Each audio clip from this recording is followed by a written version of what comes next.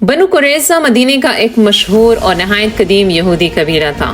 آخر ایسا کیا ہوا کہ رسول صلی اللہ علیہ وآلہ وسلم نے بنو قریظہ کے 700 زندہ افراد کی گردنیں مار دی اور مدینے کے خندقوں میں دفن کر دیا؟ بنو قریظہ نے سعد بن معاذ رضی اللہ عنہ کو فیصلے کے لیے کیوں منتخب کیا تھا؟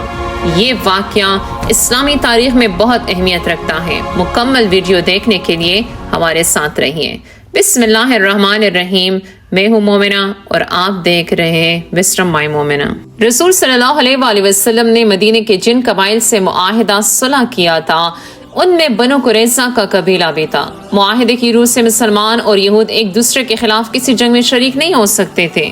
غزوہ خندق کے دوران مشرکین و یہود نے مدینے کے اندر رہنے والے قبیلے بنو قریظہ سے رابطہ قائم کیا اور مسلمانوں کو قتل کرنے کی ترغیب دی، لیکن چونکہ مسلمانوں نے بنو قریظہ کے ساتھ معاہدہ کیا تھا اس لیے مسلمان ان کی طرف سے بے فکر تھے، لیکن یہودیوں نے اپنی قدیم فطرت کے عین مطابق معاہدہ توڑ دیا اور مسلمانوں کے خلاف اٹھ کھڑے ہوئے۔ یہود ہمیشہ سے مسلمان اور اسلام کے خلاف رہے ہیں۔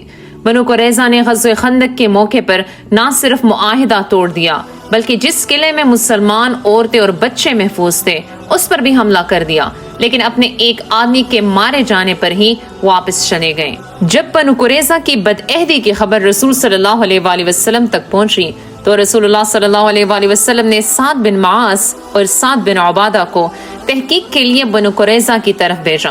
فیصلہ یہ ہوا کہ اگر یہ بات ٹھیک نکلی تو اس کی اطلاع خفیہ طور سے رسول صلی اللہ علیہ وآلہ وسلم کو دی جائے تاکہ مسلمانوں کے حوصلے پست نہ ہو، اور آخر کار یہ بات درست نکلی۔ یہ مسلمانوں کے لیے انتہائی درد اور تکلیف والا وقت تھا۔ سامنے 10,000 کی فوج اور پیچھے سے بنو قریظہ نے بھی بدعہدی کی اور مسلمان ایک بار پھر غزوہ احد کی طرح بیچ میں پھنس گئے۔ غزوہ خندق تاریخ کی ایک فیصلہ کن جنگ تھی۔ آخر کار فتح مسلمانوں کے حصے میں آئی۔ اب بنو قریظہ کو فکر لاحق ہوئی کہ مسلمان کسی طرح ہمیں نہیں چھوڑیں گے۔ جس روز رسول صلی اللہ علیہ وآلہ وسلم خندق سے واپس تشریف لائے اسی روز ظہر کے وقت جبکہ آپ صلی اللہ علیہ وآلہ وسلم ام سلمہ رضی اللہ عنہ کے مکان میں غسل فرما رہے تھے، حضرت جبرائیل امین تشریف لائے اور فرمایا کہ آپ صلی اللہ علیہ وآلہ وسلم نے ہتھیار رکھ دیے ہیں، حالانکہ ابھی فرشتوں نے ہتھیار نہیں رکھے۔ اٹھیے اور اپنے اصحاب کو لے کر بنو قریظہ کا رخ کیجیے، میں آگے آگے جا رہا ہوں، ان کے قلعوں میں زلزلہ برپا کروں گا اور ان کے دلوں میں رعب و دہشت ڈال دوں گا۔ یہ کہہ کر حضرت جبرائیل امین روانہ ہو گئے۔ ادھر رسول صلی اللہ علیہ وآلہ وسلم نے ایک صحابی سے اعلان کروایا کہ بنو قریظہ کی طرف جانا ہے اور عصر کی نماز بنو قریظہ میں ہی پڑھیں گے۔ بہرحال مختلف ٹکڑوں میں بٹ کر اسلامی لشکر دیار بنو قریظہ میں پہنچا اور رسول صلی اللہ علیہ وآلہ وسلم کے ساتھ شامل ہوا۔ پھر بنو قریظہ کے قلعوں کا محاصرہ کر لیا۔ مسلمان لشکر کی تعداد 3,000 تھی اور اس میں 30 گھوڑے تھے۔ بنو قریظہ سمجھ گئے تھے کہ ان کی خیر نہیں ہے اور مسلمانوں سے مقابلہ نہیں ہو سکتا۔ انہوں نے اپنا نمائندہ رسول صلی اللہ علیہ وآلہ وسلم کے پاس بھیجا اور کہا کہ وہ اپنا مال لے کر مدینہ چھوڑ دیتے ہیں، مگر وہ نہ مانے۔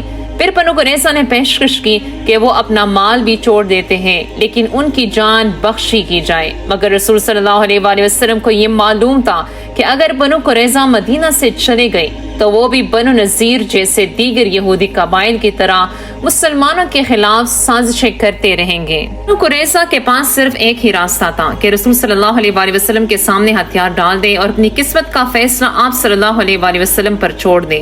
لیکن ہتھیار ڈالنے کا نتیجہ کیا ہوگا، اس کے لیے یہودیوں نے رسول صلی اللہ علیہ وآلہ وسلم سے درخواست کی کہ ان کے درینہ دوست ابو لبابہ کو ان کے پاس مشورے کے لیے بھیج دیں۔ ابو لبابہ اسلام لے کر آئے تھے۔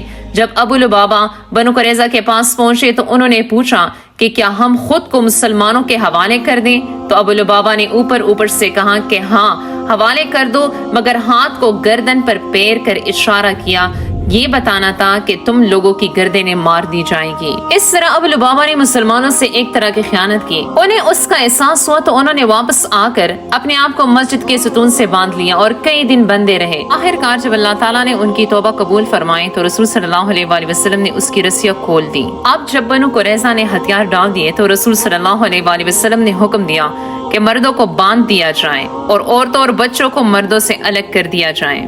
چونکہ یہودی اوس قبیلے کے حلیف تھے، اس لیے یہودیوں کی خواہش پر اوس کے سردار حضرت سعد بن معاذ کو ان کے فیصلے کے لیے چنا گیا۔ سعد بن معاذ غزوہ خندق میں تیر لگنے سے زخمی ہو گئے تھے۔ زخمی حالت میں ان کو لایا گیا۔ حضرت سعد بن معاذ نے یہ فیصلہ کیا کہ مردوں کو قتل کر دیا جائے اور عورتوں اور بچوں کو قیدی بنا لیا جائے اور ان کے اموال تقسیم کر دیے جائیں۔ رسول صلی اللہ علیہ وآلہ وسلم نے حضرت سعد بن معاذ سے فرمایا کہ تم نے ان کے بارے میں وہی فیصلہ کیا ہے جو 7 آسمانوں کے اوپر سے اللہ تعالیٰ کا فیصلہ ہے۔ حضرت سعد بن معاذ کا یہ فیصلہ انتہائی عدل اور انصاف پر مبنی تھا، کیونکہ یہودیوں نے ان نازک ترین لمحات میں نہ صرف مسلمانوں کے ساتھ بدعہدی کی تھی بلکہ مسلمانوں کے خلاف ہتھیار بھی مہیا کر دیے تھے، اور حضرت سعد بن معاذ نے یہ فیصلہ یہودیوں کی کتاب تورات کے مطابق کیا تھا۔ آخر کار اس فیصلے کے مطابق رسول صلی اللہ علیہ وآلہ وسلم نے بنو قریظہ کے 700 افراد کی گردنیں مار دی اور وہی خندقوں میں ان کو دفن کر دیا۔ آخر کار مدینے سے تینوں یہودی قبیلوں کا خاتمہ ہو گیا۔